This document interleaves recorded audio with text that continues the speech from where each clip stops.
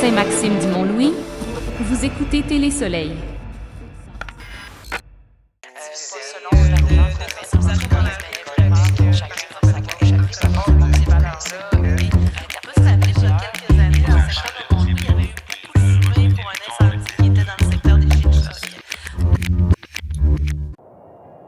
Ce qu'on demande aujourd'hui, c'est la fin du régime d'exception minier du côté de l'exploration pour le caribou de la Gaspésie. On n'a aucune idée du processus qui mène au tracé définitif de l'habitat légal du caribou. On demande qu'il y ait plus de transparence. On demande que l'habitat légal soit élargi à l'habitat essentiel du caribou. Puis on demande aussi que la ministre se prévale de son pouvoir prévu à l'article 82 de la loi sur les mines pour ordonner la cessation des travaux miniers puis retirer les claims dans l'habitat légal. Est-ce que tu voudrais nous faire un peu un survol de la situation du caribou telle qu'elle est sur le territoire déjà, peut-être, juste pour remettre la table là-dessus? Comment toi, tu décrirais cette situation-là?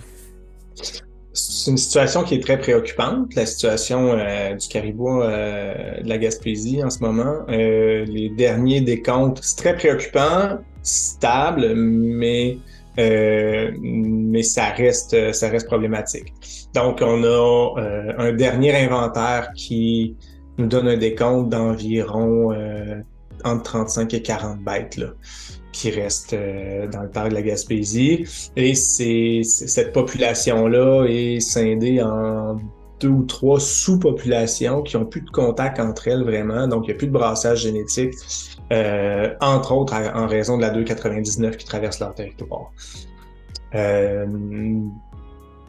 Tu veux dire qu'avant cette route-là, il y avait une possibilité justement que la population puisse s'étendre un peu plus, c'est ça? C'est que les sous-populations communiquaient entre elles. C'est quand on trace une route comme celle-là, ça devient un obstacle qui est, c'est drôle à dire, mais infranchissable ou presque. Puis ça, on le sait par les analyses génétiques qu'on a faites des arbres des sous-populations chaque côté. Là, on a déterminé qu'il n'y avait plus de croisement génétique de part et d'autre. D'accord. Alors, je sais qu'il y a à peu près moins d'un mois, là, le 17 mai, je crois, dernier, vous avez convoqué justement les journalistes à une conférence de presse qui demande la fin du régime d'exception minier pour le caribou de la Gaspésie.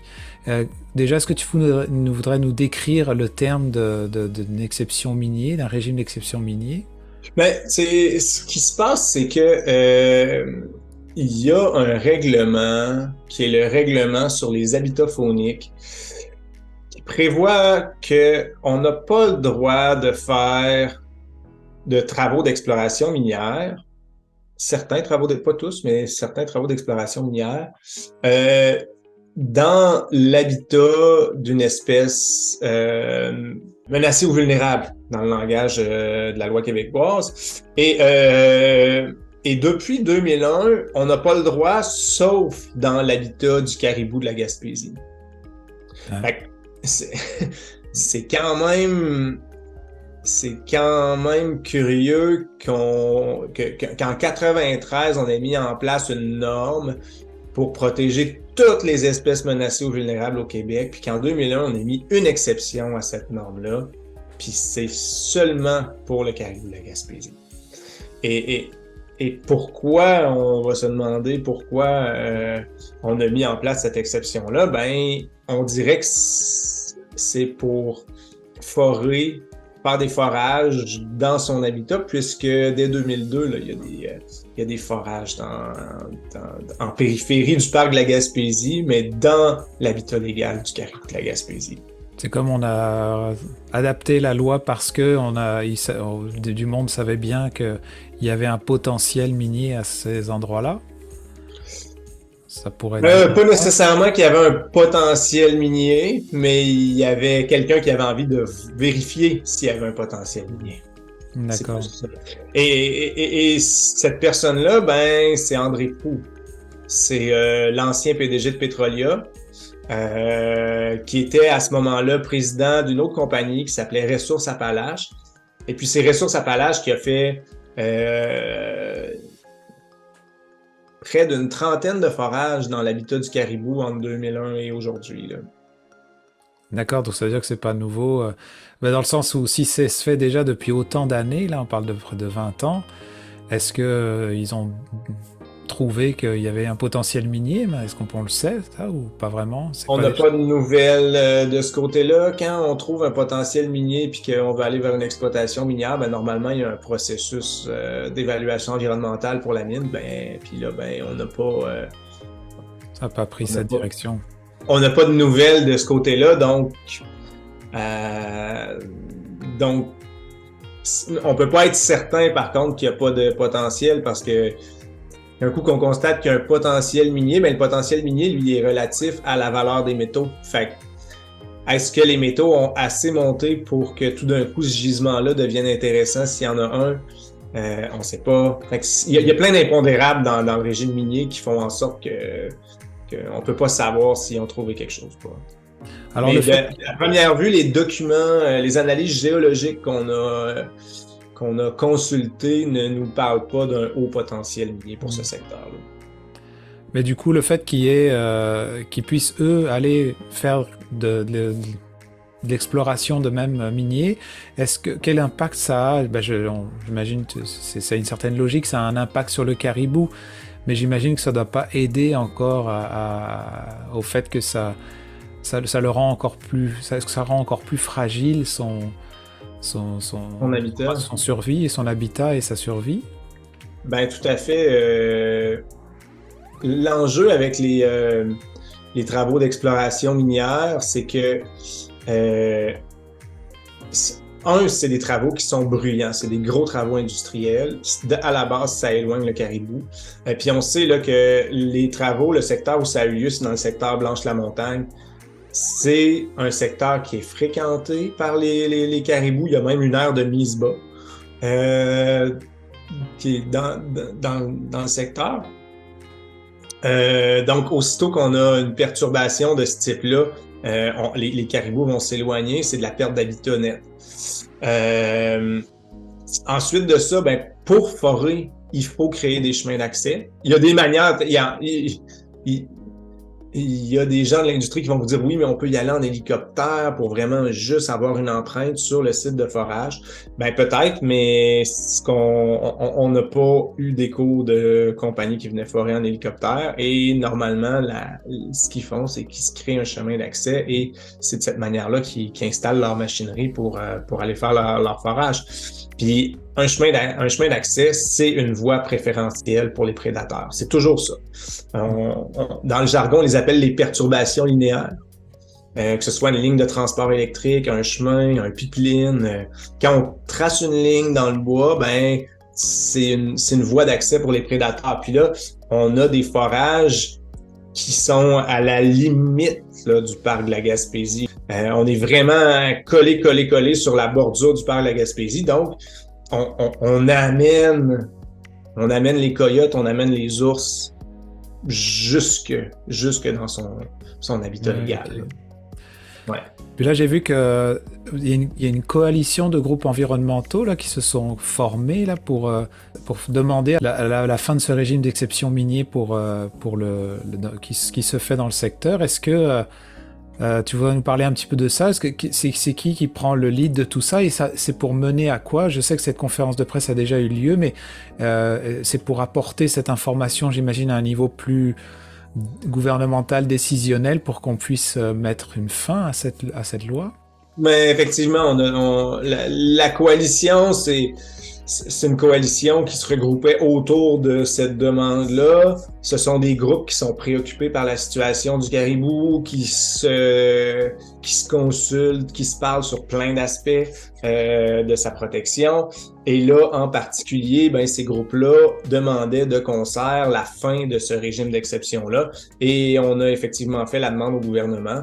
Et on attend une réponse. Ça se pourrait qu'on ait une réponse dès la stratégie sur le caribou qui s'en vient là, d'ici la fin juin. Et sinon, ben, on va effectivement continuer à mettre de la pression pour que au moins ce point-là soit considéré, là. Qu'on n'ait plus le droit de faire de travaux miniers dans l'habitat légal du caribou et qu'on élargisse l'habitat légal du caribou. Fait que ce qu'on voit ici, c'est l'habitat légal en 2001 au moment de l'adoption de l'exception. Puis après l'habitat légal, mais c'est devenu un peu plus large. Donc, si on regarde l'ancienne carte, on a la limite du parc de la Gaspésie ici. Puis on voit que la zone assurée qu'on considère comme son habitat légal ne fait pas tout le parc de la Gaspésie, qu'il y a une partie du parc de la Gaspésie qui n'est pas dans l'habitat légal. En 2011, je crois, on va corriger la situation et l'habitat légal, ça va devenir tout le parc de la Gaspésie, plus trois autres morceaux. Un dans le secteur de la réserve faunique Matane-Dunière, un dans le secteur de Mine-Madeleine, ici, et un qui est Blanche-la-Montagne. Là. Fait que D'accord. le parc de la Gaspésie, il finit ici. Le secteur Blanche-la-Montagne, c'est la zone au sud. Puis les forages qu'on a constatés dans l'habitat légal du caribou, eh bien, c'est ici, là. Fait qu'on voit là une vue agrandie. Là, ici, il y a la frontière du parc de la Gaspésie avec la petite zone en vert, un peu plus en vert ici. Et tout ça, c'est le secteur Blanche-la-Montagne. Et on voit là le forage le plus près là, à un jet de pierre de la limite du parc de la Gaspésie et plusieurs forages très, très proches. Là. Fait que ça, c'est... Voilà. Donc là, ce que je comprends bien, c'est que eux, ils peuvent pas se rendre dans le parc, mais toutes les zones qui sont considérées comme l'habitat du caribou, ils peuvent aller jouer comme un peu là autour. Et je dis jouer, c'est aller faire l'exploration minier. Oui, mais l'exception là depuis 2011, elle dit qu'il peut y avoir des travaux à l'extérieur, dans l'habitat légal, mais à l'extérieur du parc national de la Gaspésie.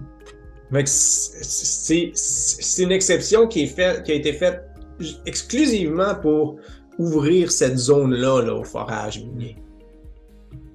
Ok. Ouais.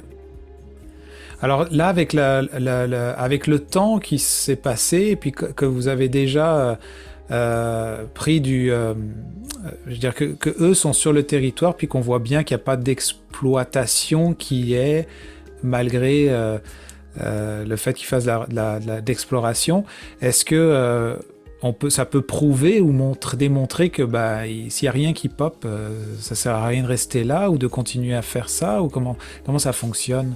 Je peux vous dire une chose, c'est que dans le secteur Mine-Madeleine que je vous montrais tantôt, il y a eu un mouvement de transfert de claims, c'est-à-dire qu'il y a une compagnie qui s'est montrée intéressée par les claims de quelqu'un d'autre, ça a été transféré. Et j'ai parlé récemment au promoteur et lui, il veut aller de l'avant avec de l'exploration dans ce secteur-là. Fait que c'est pas parce qu'il n'y a rien eu à date que c'est mort puis qu'il n'y a plus de préoccupation à y avoir, loin de là. Là, c'est un monsieur André Gauthier qui est propriétaire il vient d'acheter avec deux partenaires là, 110 claims dans le secteur Mine-Madeleine et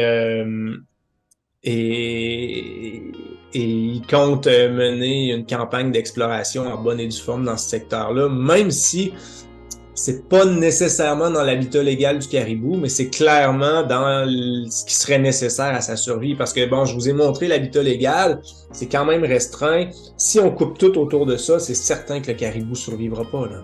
Il faut laisser des zones tampons, il faut agrandir son aire protégée, il faut lui donner des accès à ce qui reste d'habitat viable pour lui.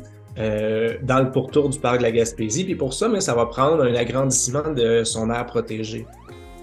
Mais ça, l'agrandissement de l'aire protégée du caribou, on peut pas le faire. On peut pas avoir un claim minier dans une aire protégée. S'il y a un claim minier, on protégera pas ce secteur-là. Fait qu'il va rester ouvert à l'activité minière. Fait que là, on a ce problème-là. Là. On a un promoteur qui veut vraiment venir faire des travaux. Puis de notre côté, mais on veut vraiment protéger son territoire et c'est pas compatible. Là. D'accord. Puis je rappelle, si je me souviens bien de notre dernière entrevue, le claim minier, c'est c'est comme un permis c'est quelque chose qui nous permet d'aller. C'est pas encore, ils sont pas encore sur le terrain, mais c'est une possibilité d'aller explorer, c'est ça, hein? C'est